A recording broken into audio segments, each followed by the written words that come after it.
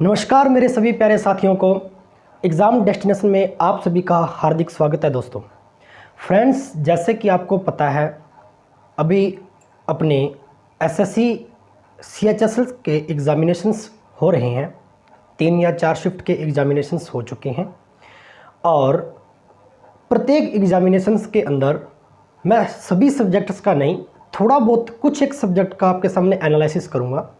इससे आपको क्या बेनिफिट होगा उस पर थोड़ा ध्यान देना। इस पर अपने को बेनिफिट ये होगा कि जो एसएससी एग्ज़ाम कंडक्ट करवाने लग रही है, अभी के जो 2020 के जो एग्ज़ामिनेशंस हैं, इन्हीं एग्ज़ामिनेशंस के बेस पर अगर अपने एनटीपीसी का एग्ज़ाम देखें, रेलवे का एग्ज़ाम देखें, आरआरबी का एग्ज़ाम देखें, तो अपने को यहाँ से बहुत सारे कुछ ऐसे सिमिलर टॉपिक हैं जो समानता रखते हैं। जैसे कुछ टॉपिक रीजनिंग के जो हैं वो अपने एसएससी से मिलते हैं, कुछ क्या काफ़ी हद तक 75%। मैथमेटिक्स के जो टॉपिक है 90% इससे मिलते हैं। साइंस जो है वो भी कुछ एक टॉपिक मिलते हैं। बस एनटीपीसी और ग्रुप डी के अंदर जो आपके जनरल साइंस का पोर्शन है, जीएस का जो पोर्शन है वो काफ़ी डीपली आता है। बस बात इतनी है।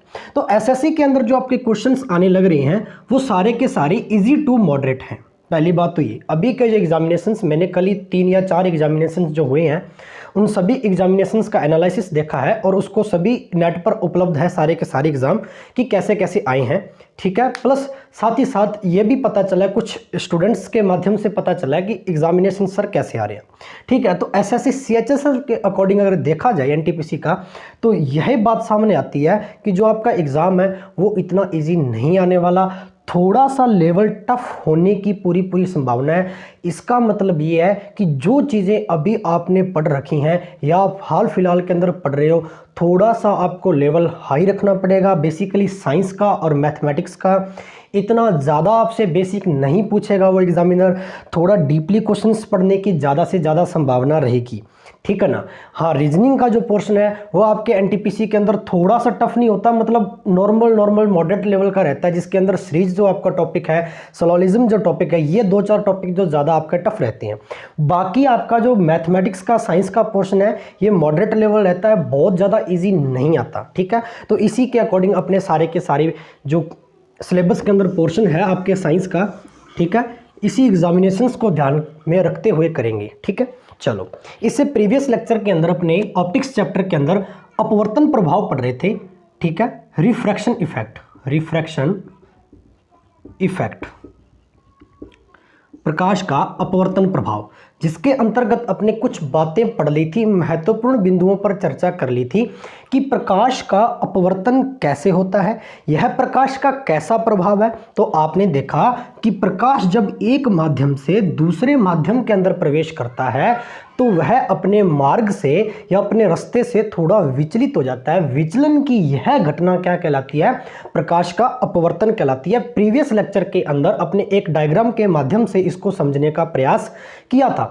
इसके अंतर्गत अपने कुछ 2 महत्वपूर्ण केस पढ़े थे इसके अंदर प्यारे साथियों, कि कैसे कैसे केस पढ़े थे कि जो प्रकाश है वो किस प्रकार से किस माध्यम के अंदर प्रवेश करता है। तो अपने 2 प्रकार के माध्यम पढ़े। सबसे पहले पढ़ा अपने विरल माध्यम या जिसे आप कहते हो रेयर मीडियम, और दूसरा पढ़ा अपने सघन माध्यम या अपने इसको इंग्लिश में कह सकते हैं डेंसर मीडियम। ठीक है, इन 2 माध्यम के बारे में अपने चर्चा की। क्या चर्चा की इसके बारे में मैं थोड़ा संक्षेप के अंदर आपको बता देता हूं। अपने ये पढ़ा कि प्रकाश की किरण जब विरल माध्यम से सघन माध्यम में प्रवेश करती है तो वह सीधी न जाकर अपने अभिलंब की ओर थोड़ा झुक जाती है, अर्थात जब उसका विचलन होता है तो अभिलंब की ओर झुकाव का विचलन होता है। इसका मतलब क्या हुआ कि जो आपका आपतन कोण रहेगा वो रिफ्रैक्शन एंगल से क्या होगा या अपवर्तित कोण से क्या होगा, ज़्यादा होगा। ठीक है, ये बात भी प्रीवियस लेक्चर के अंदर अपने पढ़ ली थी। दूसरी कंडीशंस मैंने आपको क्या बताई थी प्यारे साथियों, कि अगर कोई प्रकाश किरण सघन माध्यम से विरल के अंदर प्रवेश करती है, means denser medium to rare medium के अंदर जब वो इंसिडेंट होती है, तो आपने क्या पढ़ा था, ऐसी घटना के अंदर प्रकाश की किरण है वो अभिलंब से थोड़ा दूर हट जाती है, और अभिलंब से जब वो दूर हटेगी, कब? अपवर्तन के पश्चात, विचलन के पश्चात अभिलंब से थोड़ा दूर हटेगी, तो अपवर्तन कोण का मान बेसिकली आई से क्या हो जाएगा, इज लेस देन हो जाएगा। आर का मान बड़ा हो जाएगा आई से, ठीक है ना। तो आई का मान लेस देन हो गया किससे, आर से, कम हो जाएगा, ठीक है। ये सारी की सारी बातें अपने प्रीवियस लेक्चर के अंदर आपको एक चित्र के माध्यम से समझाने का प्रयास किया था। चलो, ये मैं पिछले लेक्चर का थोड़ा सा आपको रिवाइज करवा रहा था ताकि टॉपिक के साथ आपकी अटैचमेंट थोड़ी बनी रहे। चलो, आज अपने क्या पढ़ने लग रहे हैं उसके बारे में थोड़ा विशेष तौर पर ध्यान देना प्यारे साथियों, कि प्रकाश का जो अपवर्तन प्रभाव है, अपवर्तन होता क्यों है, इसका कारण क्या है, बेसिकली रीज़न क्या है। जैसे आपने पढ़ा कि एक तो विरल माध्यम के अंदर अपवर्तन और एक पढ़ा अपने सघन माध्यम के अंदर। सघन माध्यम का मतलब मैंने आपको पढ़ाया था कि इस माध्यम के जो अणु होते हैं, इस वातावरण के जो अणु होते हैं, मॉलिक्यूल्स होते हैं, वो अत्यंत पास पास में होते हैं, बहुत ज़्यादा नज़दीक होते हैं, जुड़े हुए होते हैं, इसीलिए इसको डेंसर मीडियम की संज्ञा दी गई। और जो विरल माध्यम होता है प्यारे साथियों, इसके जो मॉलिक्यूल्स होते हैं, जो अणु होते हैं, वो अत्यंत दूरी के अंदर होते हैं, ज़्यादा दूर दूर होते हैं, इसीलिए इसको विरल माध्यम कहा गया। दैनिक जीवन के अंदर बेसिकली आप इस छोटी सी बात को जानते होंगे। मैं आशा करता हूं कि इस बात को आप अच्छे से समझेंगे कि जब कोई प्रकाश किरण विरल के अंदर आएगी, अब ये प्रकाश किरण आने लग रही है, तो आपको पता है कि जो इस माध्यम के जो कण हैं, जो अणु हैं, वो बहुत ज़्यादा दूरी के अंदर हैं, रेयर मीडियम के अंदर हैं, विरल हैं, तो रुकावट कम होगी।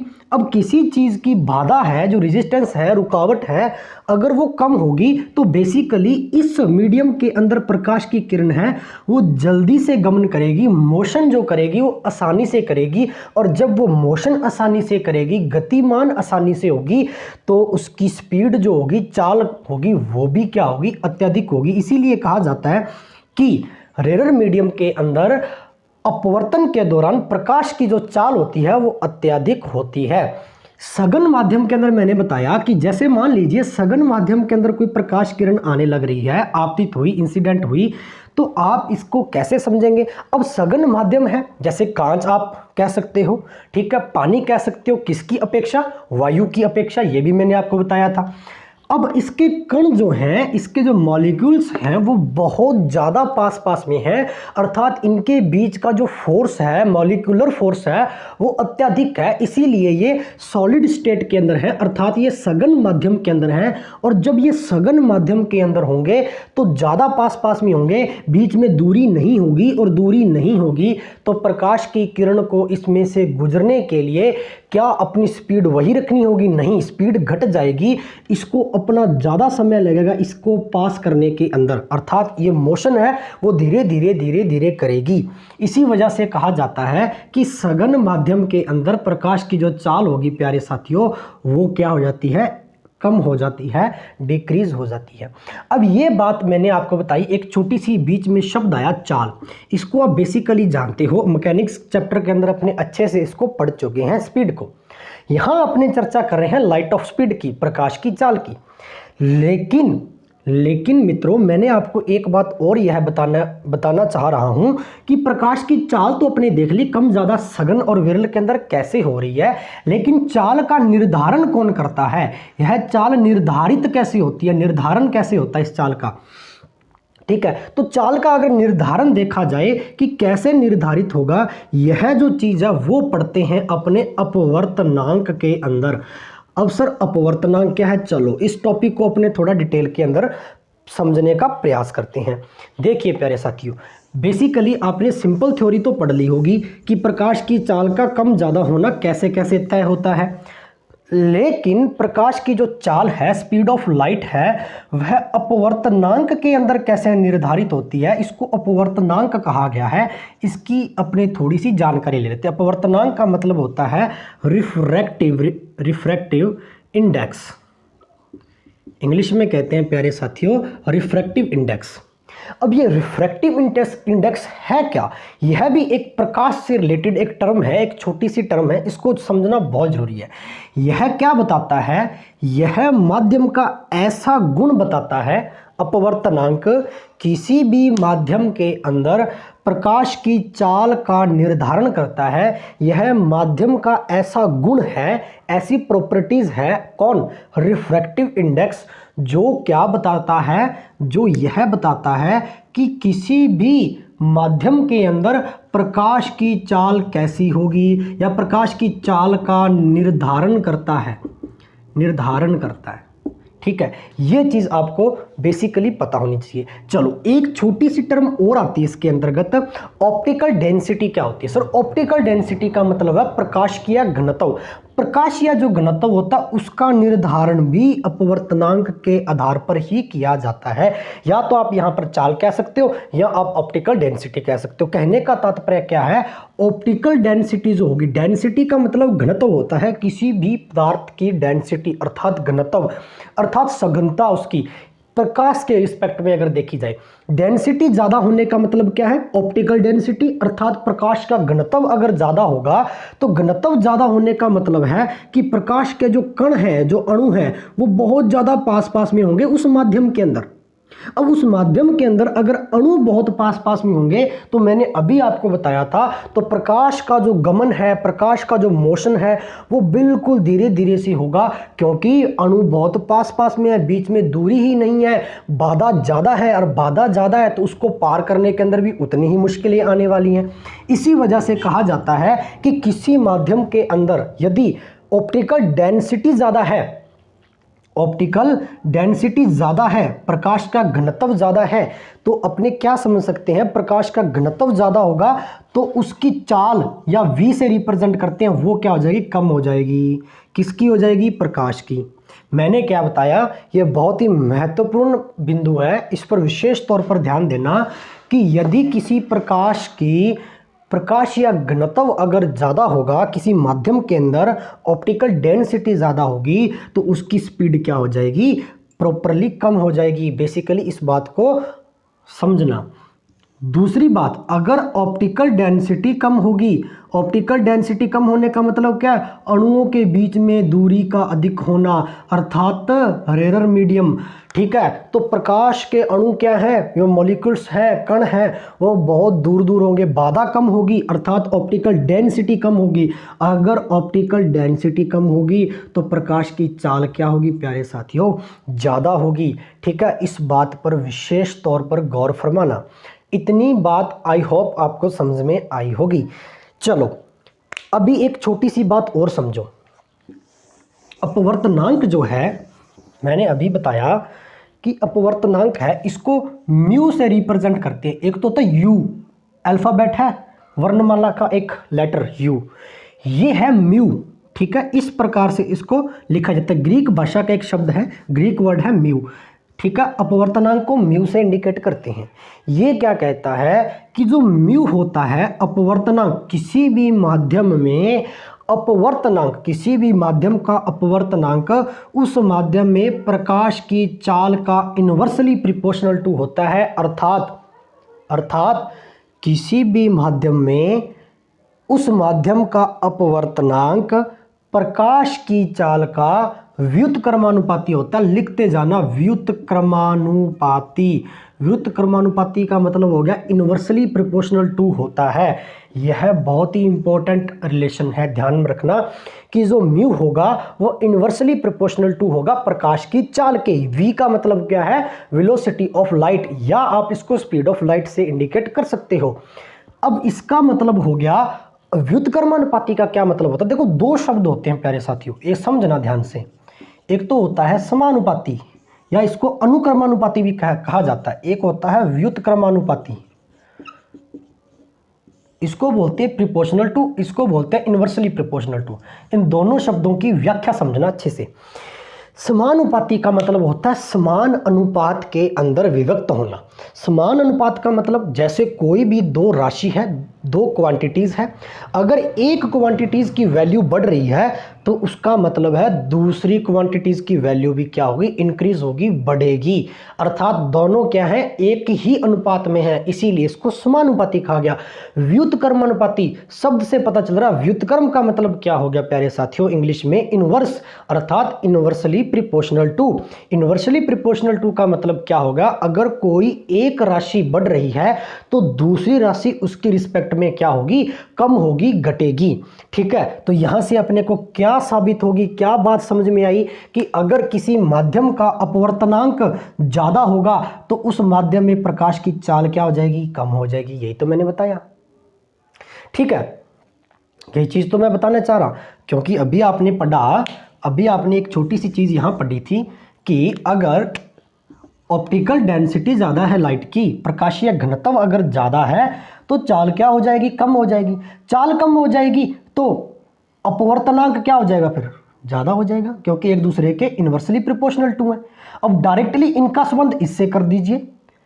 अब क्या समझ में आया कि किसी भी माध्यम के अंदर अगर ऑप्टिकल डेंसिटी ज़्यादा है तो उसका अपवर्तनांक क्या होगा, ज़्यादा होगा। क्यों? क्योंकि चाल कम हो जाएगी। चाल कम हो जाएगी तो म्यू का मान बढ़ जाएगा, अर्थात रिफ्रैक्टिव इंडेक्स इंक्रीज हो जाएगा। बेसिकली आई होप आपको अच्छे से समझ में आया होगा। इस पूरे डायग्राम को, शॉर्ट टर्म को आप नोट कर सकते हैं कॉपी के अंदर, और इस रिलेशन को भी आप अच्छे से समझ सकते हैं। अब दूसरी बात ध्यान से समझो।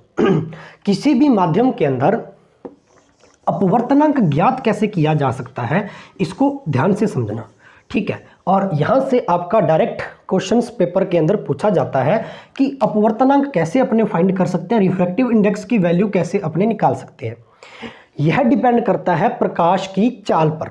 और मैंने आपको बताया था कि प्रकाश की जो चाल होती है प्यारे साथियों, वो भिन्न भिन्न माध्यमों के अंदर भिन्न भिन्न होती है, अर्थात मीडियम अगर अलग अलग होंगे तो लाइट ऑफ स्पीड भी क्या होगी, आपकी अलग अलग होगी। यह चीज़ अपने फर्स्ट चैप्टर के अंदर, फर्स्ट लेसन के अंदर, इसी का जो फर्स्ट पार्ट था ना ऑप्टिक्स का, इसके अंदर अपने पढ़ा था कि अलग अलग अपने टेबल बनाई थी एक, उसके अंदर अपने सारे के सारे डाटाज अपने पढ़े थे कि नायलॉन के अंदर प्रकाश की चाल कैसे होगी या कितनी होगी, कांच के अंदर, ग्लास के अंदर कितनी होगी, वाटर के अंदर कितनी होगी, वायु के अंदर कितनी होगी, ठीक है, तारपीन के तेल में कितनी, ये सारी की सारी चीज़ें अपने बेसिकली पढ़ रखी हैं।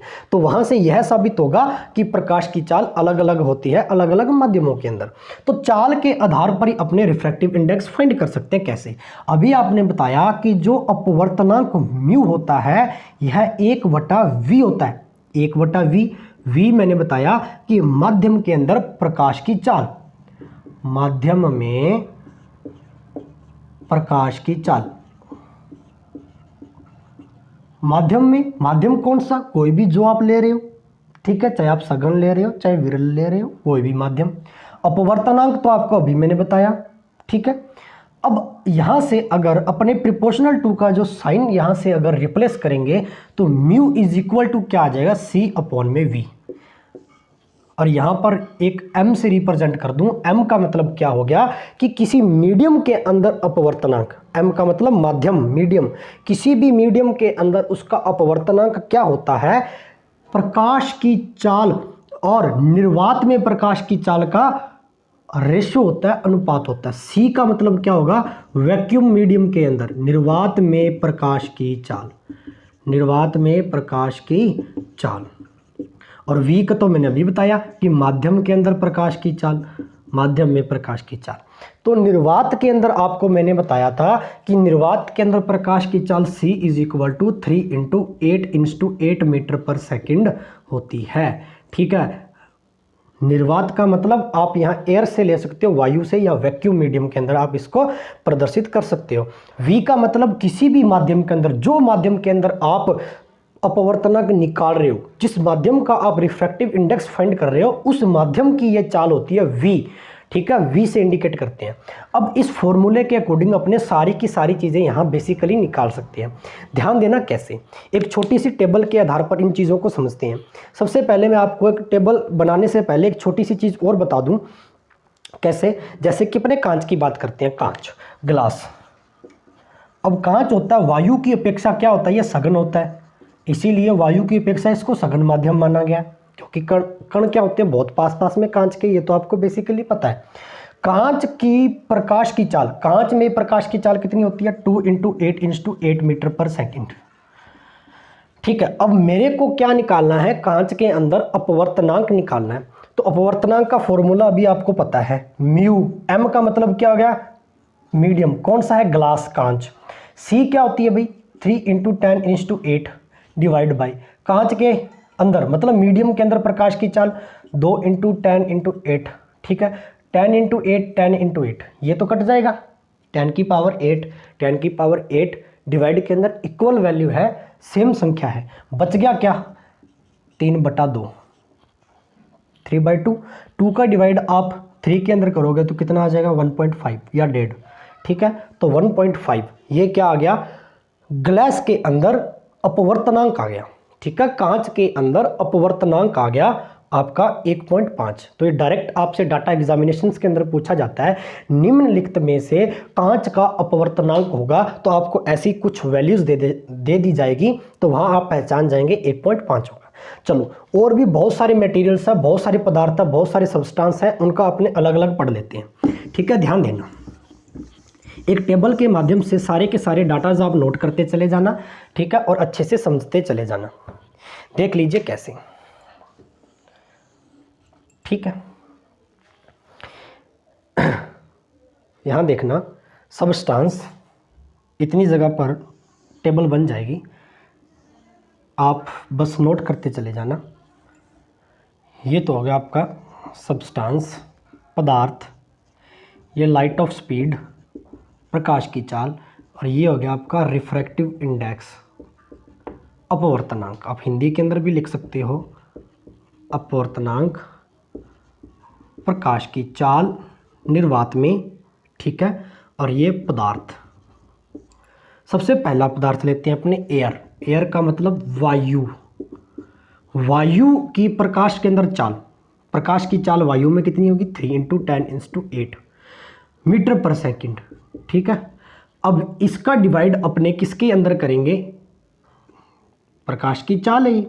निर्वात के अंदर प्रकाश की चाल कितनी होती है? 3 × 10⁸ यही होती है। इसका भाग इसमें देंगे तो वैल्यू कितनी आ जानी है? 1 ही आ जानी है, 1.00 आप इसको लिख सकते हो।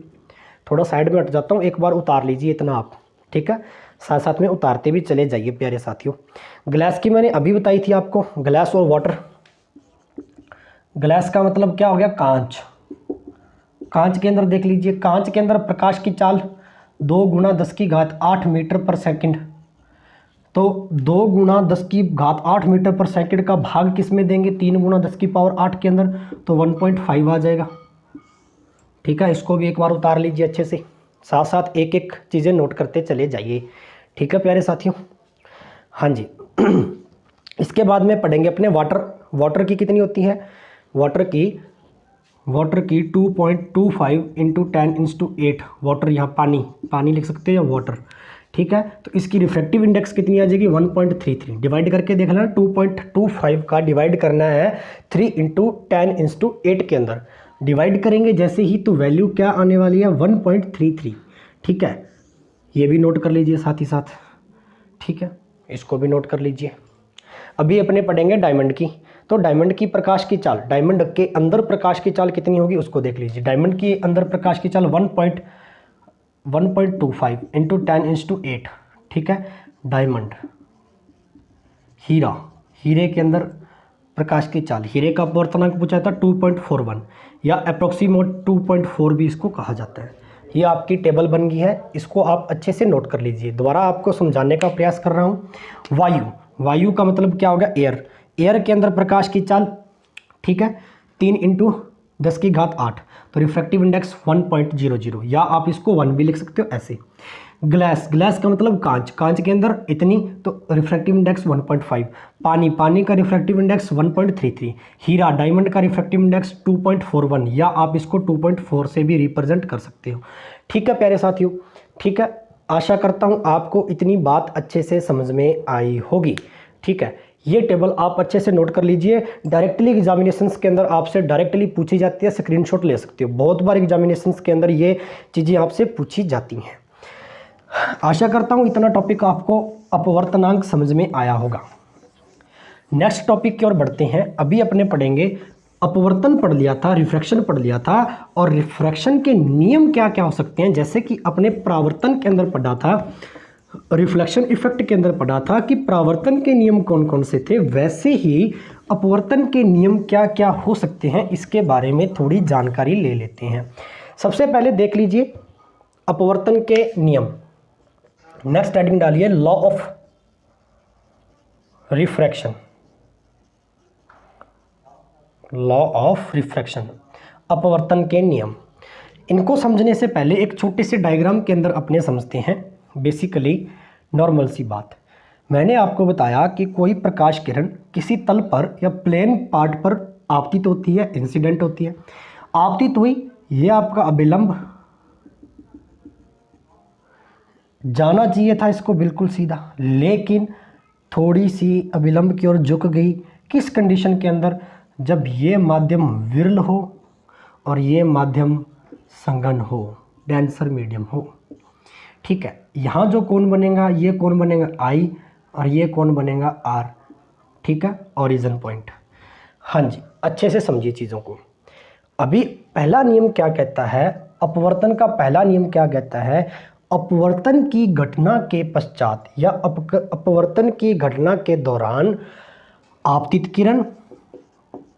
किरण अभिलंब एवं अपवर्तित किरण तीनों एक ही तल में होते हैं। क्या इतनी बात समझ में आई? बिल्कुल आई सर। पहला नियम आपसे क्या कहना चाह रहा है? पहला नियम यह कह रहा है कि आपतित किरण ये वाली किरण जो आपतित हो रही है, अपवर्तन के पश्चात किरण का नाम क्या हो गया? अपवर्तित किरण। ठीक है, जहाँ कोण आपका आर बन रहा है। तो ये कह रहा है कि आपतित किरण अभिलंब नॉर्मल और रिफ्रैक्टिव रे अर्थात अपवर्तित किरण तीनों एक ही तल पर है। क्या एक ही तल पर नजर आ रहे हैं? एक ही बिंदु पर है, ये देख लीजिए। ठीक है, या एक ही प्लेन के अंदर है। ठीक है, तो पहला नियम ये कहना चाह रहा है कि तीनों किसी एक पॉइंट पर है, एक ही प्लेन के अंदर है, एक ही तल पर है। ओके, नंबर 2 दूसरा पॉइंट क्या कहता है? फर्स्ट आपने उतार लिया होगा। ठीक है, साथ साथ नोट करते चले जाइए।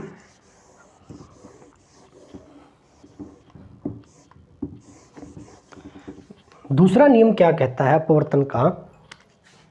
दूसरे नियम को कहते हैं स्नेल्स लॉ, स्नेल का नियम।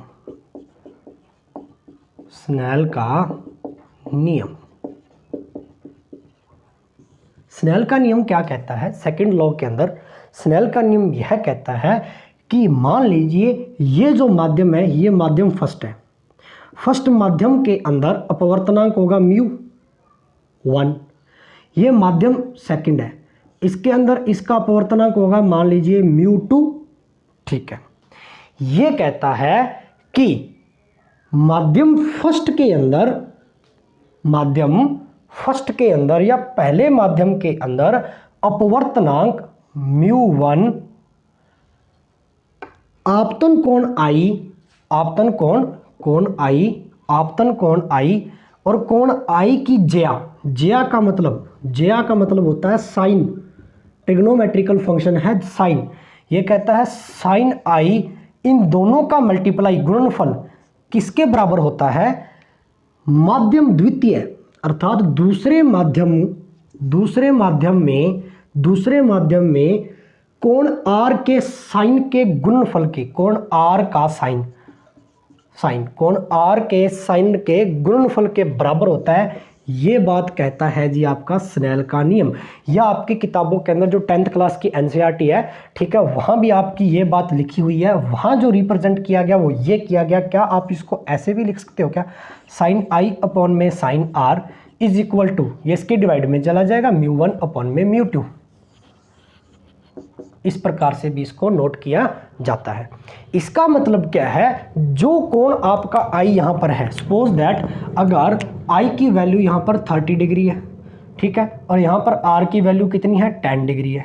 ठीक है, तो यहाँ पर साइन 30 और साइन 10 इन दोनों की वैल्यू यहाँ रख के μ1 अपॉन में μ2 फाइंड कर सकते हो। इसको आप ऐसे लिख सकते हो कि अपवर्तन की घटना के दौरान, आप नोट कर लीजिए, अपवर्तन की घटना के दौरान आपतन कोण I तथा अपवर्तन कोण R की ज्या का अनुपात नियतांक रहता है या अपवर्तनांक के बराबर होता है या नियतांक। अब ये μ1 अपॉन में μ2 निश्चित होगा अपवर्तनांक। तो पिछली सारणी के अंदर क्या पढ़ा था, टेबल में अपने ये पढ़ा था कि किसी भी पदार्थ का अपवर्तनांक है वो एक कांस्टेंट वैल्यू है, नियत है। हीरे का 2.4 है तो 2.4 है, वो निश्चित मान है, अर्थात अपवर्तनांक तो दोनों माध्यमों का नियत रहेगा। तो आप इसको लिख सकते हो नियतांक। या नियत, या आप इसको लिख सकते हो 1μ2, मतलब माध्यम 2 के सापेक्ष माध्यम 1 का अपवर्तनांक। आप इसको ऐसे भी लिख सकते हो।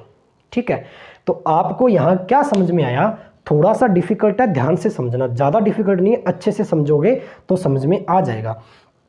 माध्यम फर्स्ट के अंदर साइन आई, माध्यम सेकंड के अंदर साइन आर, इन दोनों का अनुपात, अनुपात का मतलब डिवाइड, भाग, दोनों का अनुपात हमेशा क्या रहता है? नियत रहता है, नियतांक रहता है, या 1μ2 रहता है, अर्थात दूसरे के सापेक्ष पहले का अपवर्तनांक, माध्यम दूसरे के सापेक्ष पहले का अपवर्तनांक। क्या इतनी बात स्नेल के नियम की समझ में आई आपको? बिल्कुल आई सर। ठीक है, तो इतनी बात आई होप आपको अच्छे से समझ में आई होगी। ठीक है, तो यहाँ आपका खत्म होता है स्नेल का नियम। क्या खत्म होता है? स्नेल का नियम। स्नेल का नियम आपका खत्म हो गया। अभी इसके बाद में एक छोटा सा टॉपिक और बच गया है, इसके बेसिस पर कि स्नेल के नियम का यूज कहाँ करेंगे? तो यूज करेंगे अपने क्रिटिकल एंगल के अंदर। क्रिटिकल एंगल टॉपिक पढ़ेंगे, क्रांतिक कोण। ठीक है, कि इसके अंदर अपने स्नेल के नियम का यूज कैसे होगा, वो सारा का सारा इसके अंदर पढ़ेंगे। ठीक है प्यारे साथियों, तो अपने नेक्स्ट लेसन के अंदर पढ़ेंगे क्रिटिकल एंगल। ठीक है, टोटल इंटरनल रिफ्लेक्शन, पूर्ण आंतरिक परावर्तन और अपवर्तन से संबंधित कुछ घटनाएं, जैसे तारों का टिमटिमाना, ट्विंकलिंग ऑफ स्टार। ठीक है, अपवर्तन पर आधारित है। ठीक है, एक ग्लास के अंदर एक पात्र है कांच का, कोई भी कांच का एक पात्र है, कांच के पात्र के अंदर पानी भर दीजिए और इस पर डाला हुआ एक सिक्का। ठीक है, तो सिक्का क्या होगा? थोड़ा आपको उठा हुआ दिखाई देगा ऐसे बाहर से देखने पर। ठीक है, बाहर से देखने पर सिक्का आपको उठा हुआ दिखाई देगा। ठीक है, तो यह जो घटना होती है प्रकाश की, वो किस पर आधारित है? रिफ्रैक्शन पर आधारित है, अपवर्तन पर आधारित है। ठीक है, तो ये सारे के सारे यूजेस अपने आगे नेक्स्ट लेक्चर के अंदर पढ़ेंगे। ओके प्यारे साथियों, आई होप आपको यह कंसेप्ट अच्छे से समझ में आया होगा। साथ साथ नोट्स बनाते चले जाइए अपने। ठीक है, क्योंकि नोट्स बनाएंगे तो चीज़ें उतनी ही ज़्यादा आपकी रिवाइज होगी। ओके प्यारे साथियों, अच्छा लगा हो वीडियो तो ज़्यादा से ज़्यादा साथियों तक शेयर करें, लाइक करें, चैनल को सब्सक्राइब करना ना भूलें। ओके प्यारे साथियों, जय हिंद, जय भारत।